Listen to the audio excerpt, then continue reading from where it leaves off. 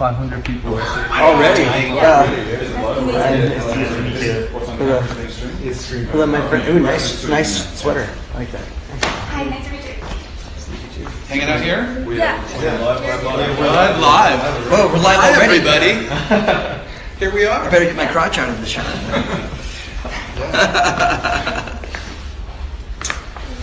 Put that schniz on vibrate. Chester, you look very nice today. You know, thank you very much. What is this jacket? This is Lululemon. It looks like And a Z, whatever this is. That's Zenrobi? Yeah. Zenrobi? Do we say Zenrobi? this? I don't know. Zenrobi? I don't know. They're like Australian. Let me know what that New is, Zealand you or guys. It sounds African, might be Australian, but it's like Zenrobi or Zenrobi or something. And then yeah, let's ask Ben. Maybe Ben knows. These are. This I is don't turning. even know what This is these are. turning into a fashion show. I don't even know what these are, but they're cool, like jogger fashion joggers. yes. Fashion joggers. Some little Hugo Boss, Loafers. loafers. So I had a little tattoo shirt on, but I I. looked too Jimmy. I had to This get is. it. These are from Lawson.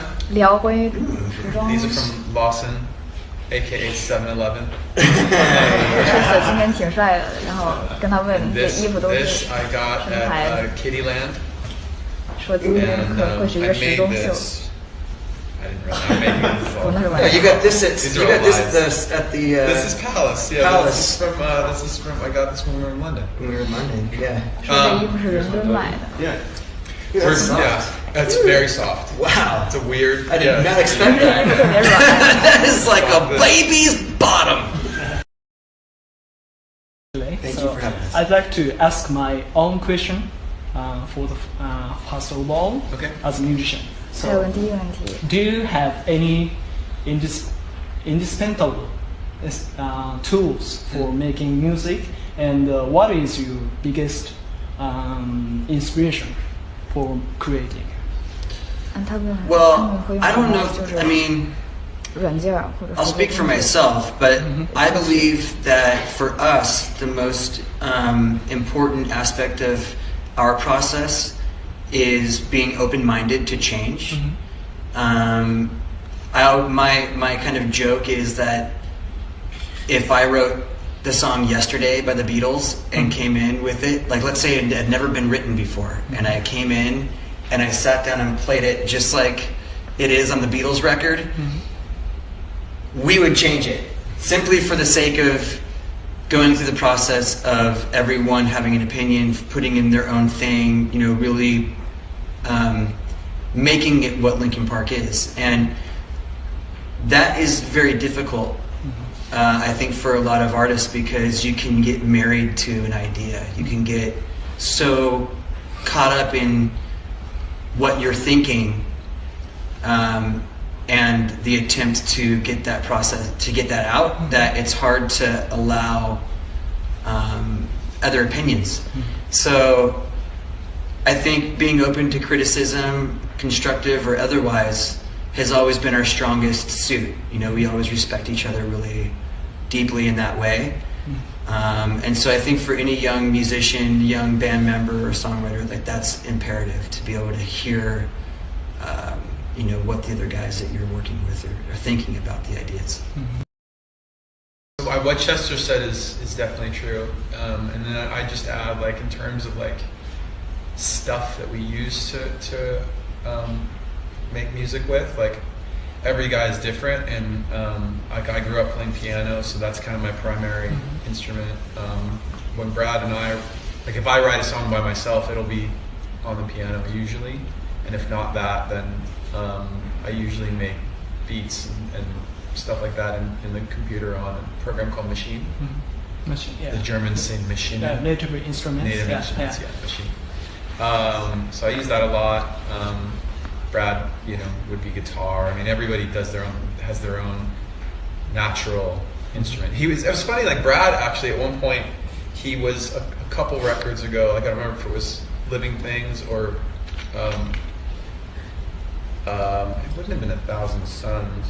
it was probably around Living Things. He was trying to write songs on piano. Yeah. You remember that? Yeah. He kept trying to. It was Living Things. We were like, when are you? Mike's playing all the guitar. Like, when are you gonna play guitar? But I remember he was writing. He was like trying to like, write things with piano, and then or like change chord progressions based on piano. And I finally, at one point, I came in and I said, "This isn't natural for you. Like, it doesn't. You're not as good on piano as you are on guitar. So your like vocabulary is limited. The notes that you're choosing, the chords that you're choosing are really limited. Like, do the same.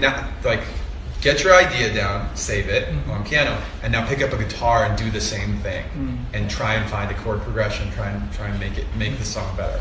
And when he got on guitar, it was automatically way better. Dude, because he's a shredding guitar player. That's why. Because he knows. It's more intuitive. He has more experience on the guitar. And it's the same for me. Like, if I try and write something on guitar, I can only do so much, right? When I play an instrument, I just go ding dong, one string at a time. One string at a time. So I just sing. I want to ask about new album. So it's reported that the new album, One More Light, is coming out soon. Yeah. So would you like to give an overall introduction about the new album? Well, one, I know that we're all super excited about it. We worked really hard on these songs. I love this record. It's probably my favorite record we've made. I just absolutely love the songs. I love the lyrical content. I love the sounds that were created. Mike and Brad did a fantastic job working on building the tracks. It was fun to work with a bunch of really great songwriters. And it was really fun just to kind of allow ourselves to be really free in terms of the creative process and not really hold ourselves into any particular style. So we really focused on creating songs, in a very traditional kind of singer-songwriter way with piano, guitar, very simple, building melodies and lyrics first, and then kind of creating the soundtrack to those melodies after we had gotten all of that done. I mean, really. So that was really fun for us, and we've been playing some of the songs off the new record in our set, in rehearsals, with the full band, and they work really, really great with the music that we've created in the past. And we've been doing some broken down versions of the songs while we've been doing these kind of world press tour, I guess, which has been really fun too. Playing in a piano, a cappella, vocal kind of way. With the older stuff too, I think really shows a line that you can draw between the new stuff and the older stuff. That would probably be more difficult with the full band tracks. So yeah, we're super excited and hope everybody enjoys it. And yeah. There are over 500,000 viewers now. Right. Live stream. God, holy moly! Boom! This is the biggest live stream we've ever done. Wow, my gosh. That's a very big live What an honor. Now I'm nervous. I don't see that. Chinese fans are just so loving us so much, and so awesome. looking forward to seeing you. My gosh. Soon. I think China just showed the world that they might be the most passionate Linkin Park fan base on I know. What's amazing is that usually a live stream, like as you go, like you'll get a lot of people in the beginning, and then it slowly goes down and down and down. Like we started this one with 6,000 people, and now there's 500. Like 500,000 is crazy. But it's a great. Also, what's so nice is that like Chester said, like our fan base in China. I mean, they're so passionate, and they're so like.